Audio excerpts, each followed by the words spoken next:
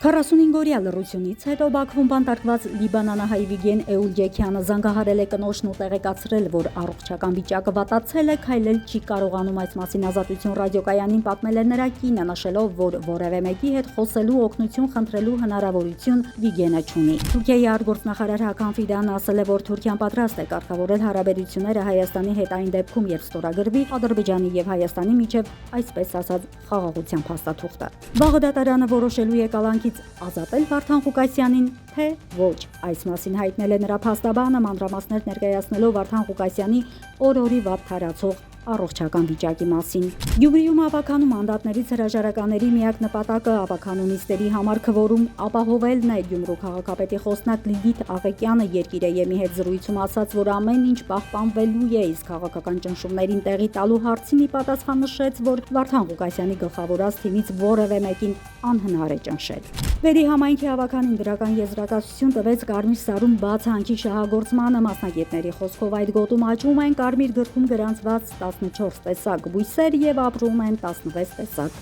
կենդանիներ։